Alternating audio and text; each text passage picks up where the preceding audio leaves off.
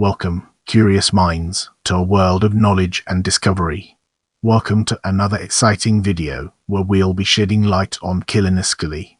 Killinaskully is an Irish television comedy series which details the bizarre goings-on in a fictitious Irish village called Killinaskully located in the hills of Ireland. It was actually filmed on location in the villages of Killoscully and Ballinahinch near Birdhill in County Tipperary, the title being a fusion of these two placenames. The show's humour comes from the unusual characterisations of traditional, stereotypical rural Irish folk. The show was chiefly written by the comedian Pat Shortt, who also performed many of his own roles, starring among him were Jack Walsh, Rooney and Páraic Breathnach. It has spawned its own themed holiday in farm accommodation in the Slieve Felim Mountain range region, within walking distance of the village used for filming the series. In an allusion to the popular song released by Pat Shortt, visitors are given a complimentary jumbo breakfast roll upon their arrival. Killinaskully was produced by Shortt's own company and was broadcast by it as part of their Sunday night schedule from 2004. All 5 series are available on DVD and have since been released in box set format. The show's 5th and final series began transmission on 28 September 2008. It ceased on to November 2008, although the traditional special at Christmas time aired as normal the following month. In 2008 there were 2 such specials. Despite having a weekly audience of 800,000, Shortt has stated that the 5th was the final series as he wished to concentrate on the development of a new show with a new style, characters and storyline, but continued to rerun the series as summer filler. Now, let's redirect our focus towards background and discover its significance in our narrative. Shortt wanted to do a show that would make use of his acting skills and comic talent, and this led to him transferring some of his stage show on the screen in the form of Killinaskully. It is this that leads him to play all the different characters that he does in the show. Shooting for the first series commenced in May 2003 in Limerick and Tipperary, continuing for a period of 8 weeks. The pilot episode, entitled The German Film, was broadcast during the Christmas period of 2003 and proved to be a massive ratings success. The first episode was broadcast on Sunday 17 October 2004 at 10:50. The intro sequence of Killinaskully features Dan driving back home to Killinaskully. Prepare yourself for an in-depth analysis of setting in this section. Killinaskully, in keeping with the comic element of the show, has a fluctuating population. In the first episode it is said to consist of 167 inhabitants, but in the second episode it is said to have a population of over 2,000 people. The village is located 117 kilometers from the sea. The nearest town is neighboring Bally, a mere 134 kilometers from the coast.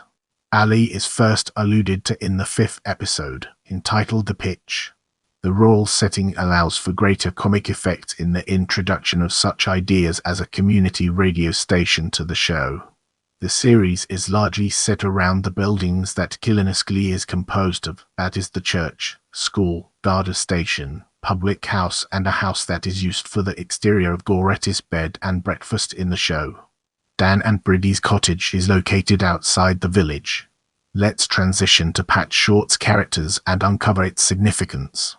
The Irish comedian Pat Shortt, who writes the series, is responsible for many of the characters in the show. He plays Dan Clancy, the village's storyteller and regular at Jack C's, corrupt politician Willie Power, sexually empowered bed and breakfast proprietress Goretti, teacher Lewis Cantwell and traveller Pock Connors. Now, we shift our focus to Clare. Willie Power, a topic that deserves our attention. Clare. Willie Power is the only local councillor representing the local electoral area of Killinaskully, presumably on North Tipperary County Council where Killinaskully is based. Wheeler and dealer, fixer and chairman of every committee imaginable in the tiny village. A master stroke puller, he is capable of turning any situation to his advantage and is easily excitable when someone tries to oppose him, particularly his arch-rival Larry Cummins. He was last elected in the 2005 local elections. He ran as the independent Republican Christian Social Democrat candidate where he received 1,900 votes, beating Larry Cummins' Independent and Dieter Langer Green Party. Known to be corrupt, he has a conviction of obstructing a tribunal into an insurance scandal. Let's zoom in on Dan Clancy and understand its implications. Dan Clancy is an almost permanent fixture in Jack C's Bar, a local public house. Dan is the man to ask about everything. He always knows an answer to everyone's question, and he's known to be the best storyteller in the village. But as he says in C, most things in the parish is made up. He boasted in the 2005 Christmas special episode that he had been to Jack C's Bar every day for the last 30 years. If in the bar, he is rarely shown on screen without a pint of Guinness on the counter in front of him. His trips to the toilet have become a regular gag on the show and have spawned Clancy a catchphrase. If he feels a need to go to the toilet, he utter his catchphrase, "I must go strain the ol' spuds," hops off his stool and walks to the toilet. Dan is rarely to be seen out of the company of his two sidekicks, drinking buddies and partners in crime Jimmy Burke and Timmy Higgins.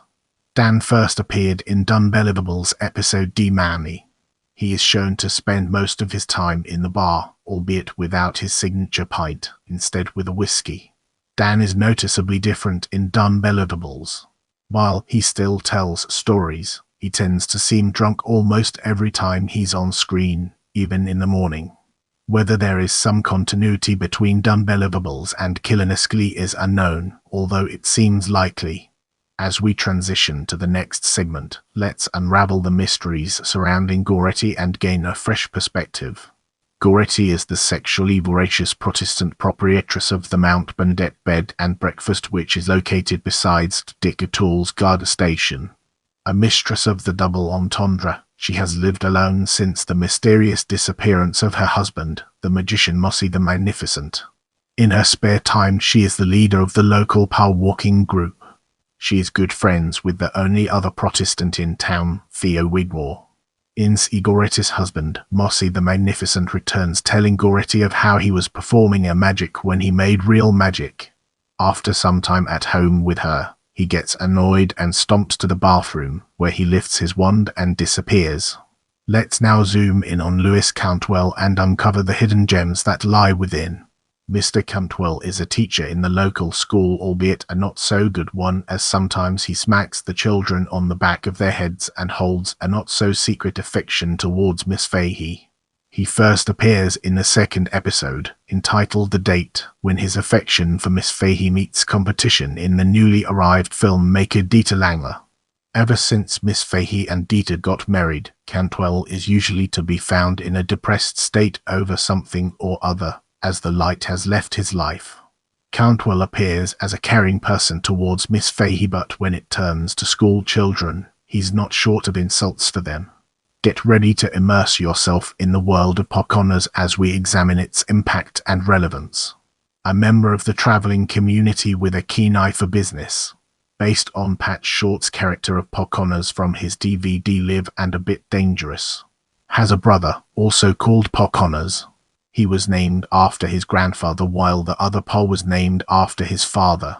Pa and the local quite corrupt Garda, Sergeant Dick O'Toole, are always trying to flog some bootlegged or stolen gear. Pa's sales techniques are that of an old-time fairgoer.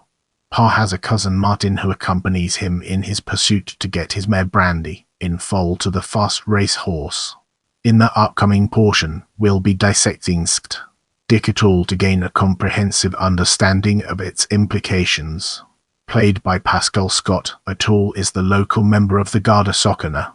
He presides over a Garda station, which is part betting office, part hardware store and part adult video rental agency amongst other things, and will never meet a member of the public without trying to sell them something. Business partner of Pocahontas, as well as being a good friend and co-conspirator of Willie Power. Several years after the ending of the series, Sergeant Dick O'Toole moved residency to the picturesque town of Shull in West Cork, where he has formed a family and does road bowling in his spare time. Now, we shift our focus to Jack C. Walsh, a topic that deserves our attention. Jack C. Walsh, played by Páraic Breathnach, is the very grumpy proprietor of an Bonanbu Irish for the Yellow Bittern and the title of a classic Irish language poem, and spends his days indulging Dan Clancy, Timmy Higgins and Jimmy Burke, without whom he would long since be redundant. Jaxie was formerly a Christian brother, although he was asked to leave by his superiors who believed his severe methods of corporal punishment were an embarrassment to the order. Strictly a Guinness man, he has little time for people who order what he would consider exotic drinks. As of late, Theo Wigmore has moved in with Jaxie in a bid to avoid a loan shark, leading to a lot of odd couple-style situations to occur between both men. As we move forward, let's uncover the untold stories and fascinating intricacies of Jimmy Burke. Burke, played by Jack Walsh, is a mechanic by trade and is Dan Clancy's sidekick. Jimmy is an expert rally car driver and has won many racing titles. He spends most of his day in the local pub where he delights in hearing and interrupting Dan's stories. In the upcoming section, we'll be dissecting Timmy Higgins and exploring its implications in greater detail. Timmy Higgins, played by Joe Rooney, is another one of Dan Clancy's sidekicks who spends most of his time in the pub. He is more often than not the butt of Dan and Jimmy's jibes and is frequently referred to by his two drinking buddies as a leader through a succession of daft questions and observations. Timmy reveals he is 48 years of age when Dan asks him his age after Timmy tries to convince him that Santa is real. Timmy is in a relationship with Nurse Maloney, although he fears her greatly. According to the third episode, his mother died in 1974.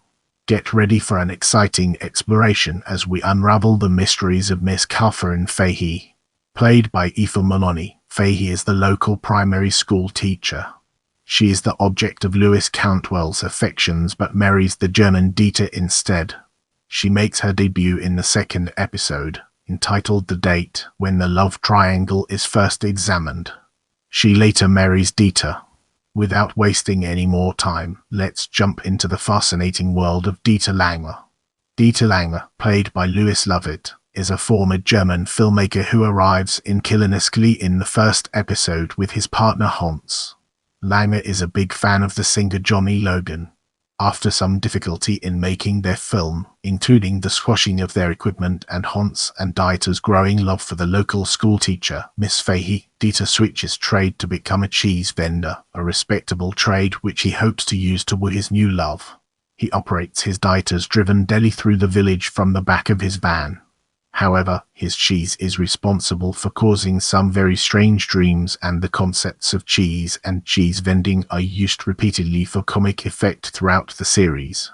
Still trying to come to terms with the strange ways of the locals, Dieter's desire to fit in is somewhat hampered by his innate belief in the importance of being earnest. Dieter ran against Claire Willie Power as the Green Party candidate in the 2005 local elections for the Killinaskully local area. He received 2 votes, coming second. His father was a member of the German Parliament. With the foundation laid, let's embark on a journey into Philip Eno, played by John Keogh. Philip makes his first appearance in the 3rd episode of the first series when the previous parish priest, Malarkey, is no longer fit to function and is packed off to a home for the bewildered. Eno is an amiable type who just wants people to get along, albeit his inadvertent habit of making insensitive remarks at the wrong time. He also has trouble remembering people's names. His name sounds like Filipino when said quickly, a running joke throughout the episode of his arrival as caused confusion prior to his coming. Amongst other things, his unusual name led to a Filipino tourist being sworn in as parish priest of Killinaskully. In the following section, we'll be immersing ourselves in the captivating world of Larry Cummins. Played by Jerry Walsh, Cummins is a local politician with a consistent record, 1 vote at every council election. He is always seeking to put one over on Willie Power.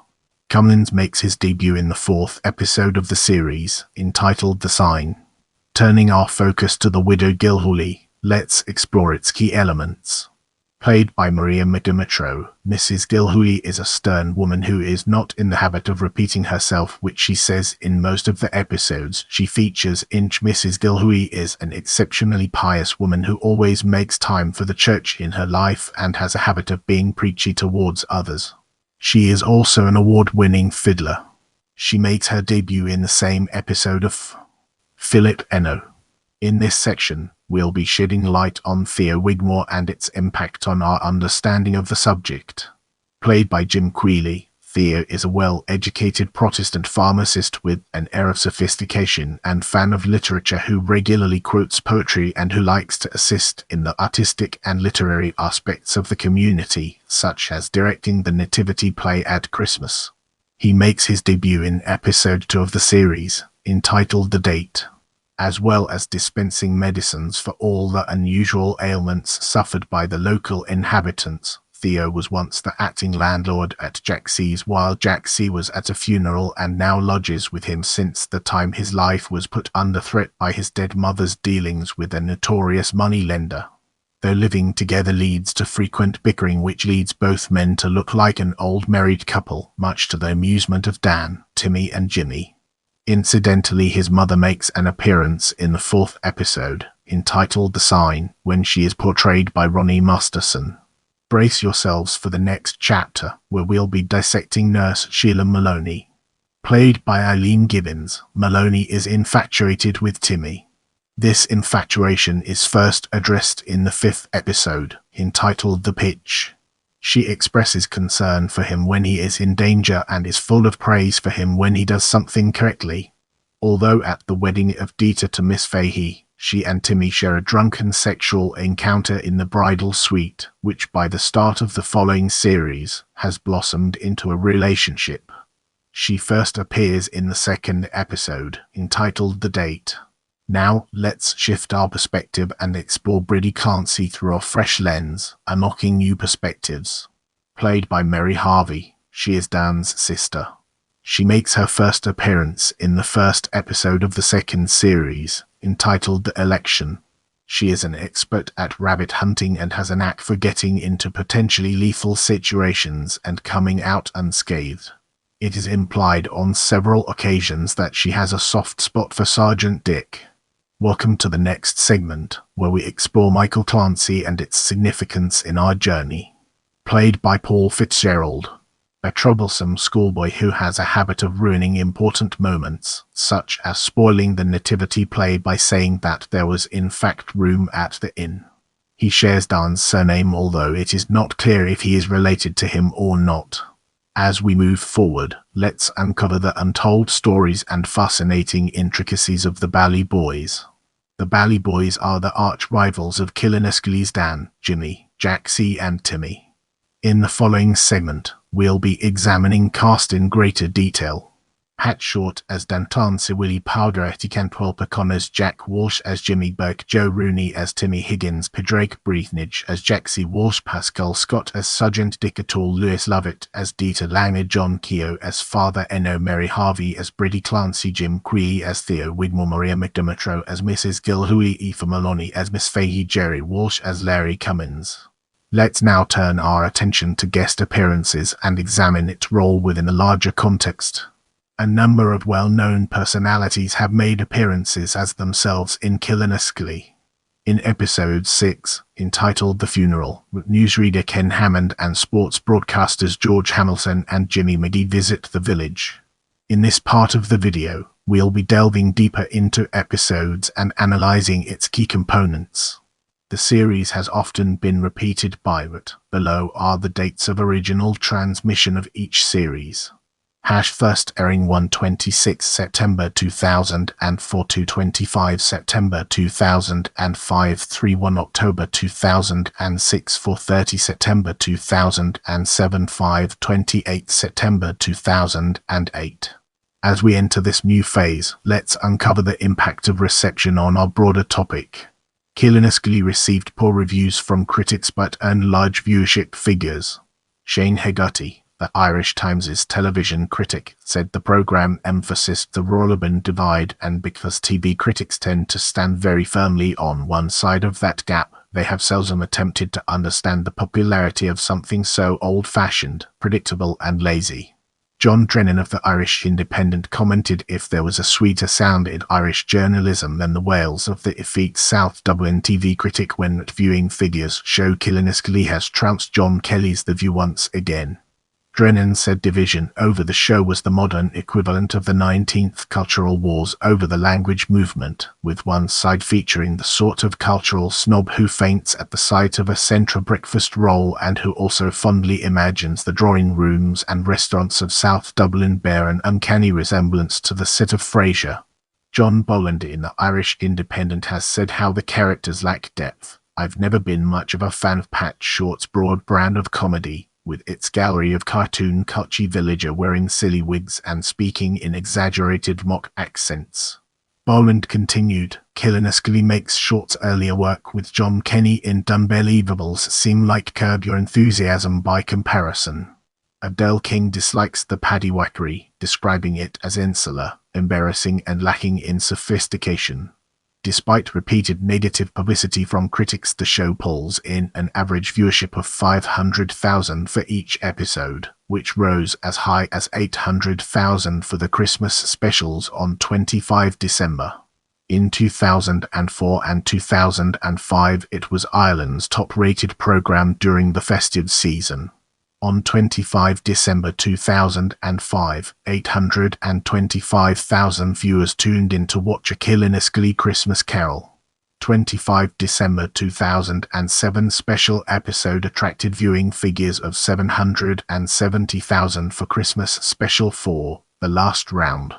The 2008 festive double episode parodying the emergency attracted 757,000 viewers, surprisingly losing its crown as Ireland's most popular Christmas Day show for the first time ever by 3,000 viewers to News 9 o'clock. Despite this, the Christmas special was the fourth most watched television show in Ireland of 2008. Don't forget to hit that notification bell so you never miss an update from my channel.